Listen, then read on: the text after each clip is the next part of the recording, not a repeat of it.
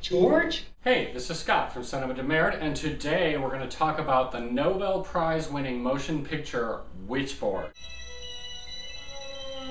also known as 1001 Nights of Bad Hair.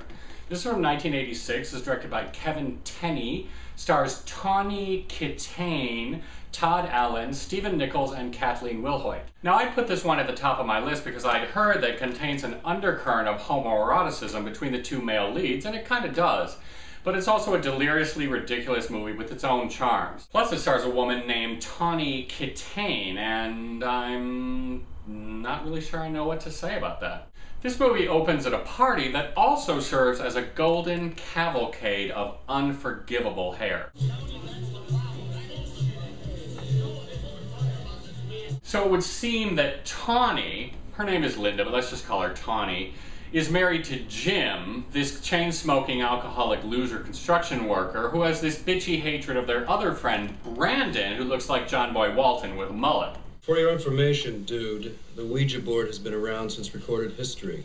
I guess if Barbie dolls have been around that long, you'd be talking to them too. Anyway, so Brandon has brought his precious Ouija board to the party, which he wants to convince everybody that it works. But to do so, he needs someone that is pure, i.e. doesn't drink or smoke, and that means Tawny. The two people should have clean, pure systems. Apparently, Jim and Tawny are involved in one of those all-too-rare marriages in which a person who doesn't drink or smoke is involved with a chain-smoking alcoholic whose idea of decorating the living room is creating a pyramid out of his used beer cans. So anyway, they use the board to contact this spirit, David, who gets all pissed at Jim for making snide remarks and shoots out Brandon's tire from the netherworld, disrupting the party and causing Brandon to somehow forget his prized Ouija board and live at Jim and Tawny's house. Now, I've done a little research, and it seems that Tawny Kitaen rose to stardom as that chick from various Whitesnake videos and was married to David Coverdale, the lead singer. Like, you can imagine the big hair contests. She later became addicted to prescription painkillers and appeared on The Surreal Life. She's a zesty presence, although she kind of looks like a Gorgon up close, and her acting, well, I leave you to judge. Jim, you promised me that you weren't going to start anything with him. As it would happen, Tawny's pregnant, so naturally she gets dressed up in lingerie to use the Ouija board and contact little David again.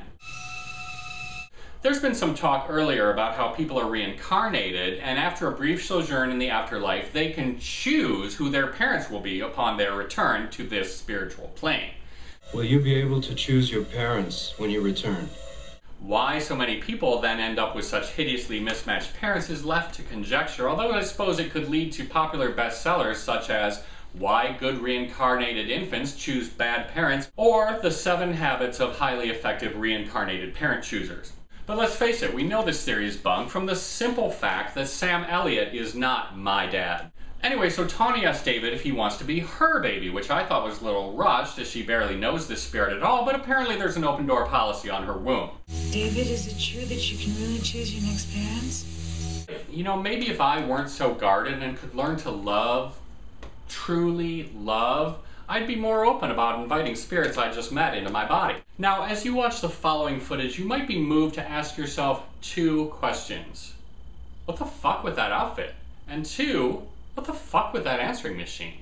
I'm having some friends over Sunday and they want to use it. Well, I'm afraid Tawny learns the hard way that if you leave your spiritual cervix open to just anybody, you really never know who's going to stop by. Some nasty spirit inhabits her and she starts changing, most notably that she suddenly starts swearing a lot, which she apparently never did before. She delivers an excellent insult to Jim when he startles her and he says, I'm sorry, next time I'll wear a belt. And she replies, Why don't you just rattle your fucking head next time? Now Jim is not exactly open to hearing about Tawny's spiritual explorations. I don't need to hear this shit now. He's in a bad mood because earlier that day he lost his best friend, who he was clearly sheltering as he tried to flee the Jay Giles band. No, then you'd come back and you haunt me and flatten my tires and stuff. This movie is also home to perhaps my favorite image taken out of context, which is this. So Brandon convinces the acting challenge, but still alluring Jim, that they need to invite a medium over to exorcise this spirit. He says that spirits are essentially like child molesters in that they come all nice at first and offer you candy before demanding metaphorical face fucking. This is called progressive entrapment. Anyway, so they invite over this medium Zarabeth, played by Kathleen Wilhoit, and clearly inspired by the wacky medium in Poltergeist. It's just that this time she's an 80s chick in the Cyndi Lauper vein. Alright? If you stand or talk, the contact might be broken. Zarabeth actually gets quite a juicy part here, and her time on screen is a breath of fresh air. Eventually, however, she's impaled. I don't know, I just find it's best not to get too attached to wacky secondary characters in horror films. Soon Jim and Brandon are spending an inordinate amount of time together and connecting to the long-lost friendship they once shared. I had written in my notes, everything is wrong about Brandon, and not only because he looks like a half-melted candle with a face painted on it, but because he can't act and his character is hideously misconceived. Here's a little sample of what he's got to work with for his Oscar clip. I have to. I feel responsible. But although it's tempting to imagine what a sock puppet might have brought to this role, you go into a movie with the actors you have, not the ones you wish you might have at a later time.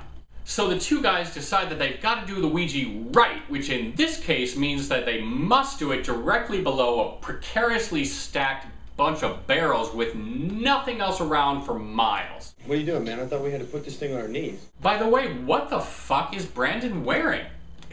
Is that like a Snuggie? I'm not wrong. Linda is his portal. Now, I'd heard that there was a homoerotic undercurrent to this movie, and the first time I watched it, I didn't really see it, but this time I was like, ha-ha. For one, Jim and Brandon used to be best friends until Tawny came between them, and they still have a lot of raw feeling for each other. They spend a lot of time giving each other significant looks. Then they move on to sharing a motel room together. What happened to us, man? And then have an intense discussion while shirtless the next day. Well, then I just have to find the damn thing and get rid of it. Then, when the spirit attacks, Brandon is desperately concerned about Jim. And when Brandon gets killed, spoiler, Jim, who we've heard is unable to cry, suddenly connects to his long-lost emotions. So it's all about two guys separated by a woman whose demonic possession brings them back together, until one of them is tragically axed in the face. It's a little like Brokeback Mountain that way. Tawny finally achieves a measure of greatness toward the end when she's fully possessed. Turns out there was some evil spirit that lived in their house back in the day or whatnot. Her leonine locks are unleashed and she finally gets to be an all-out vengeful bitch. So they have a battle, and then we have the world's shittiest special effect occurring at the climactic moment, which is followed by an explicit homage to the falling down the stairs shot from Psycho.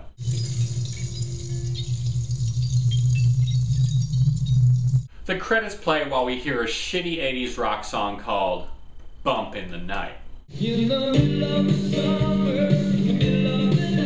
Anyway, so while it's not that great in an overall way, it's consistently amusing throughout with a lot of ridiculous 80s touches, and, you know, it has that chick from the Whitesnake videos.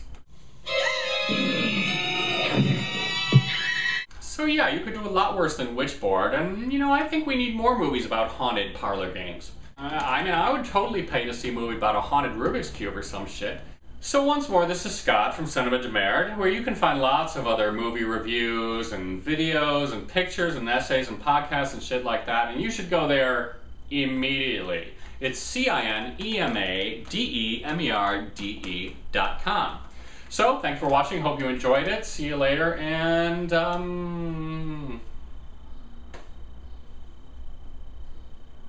yeah, you know.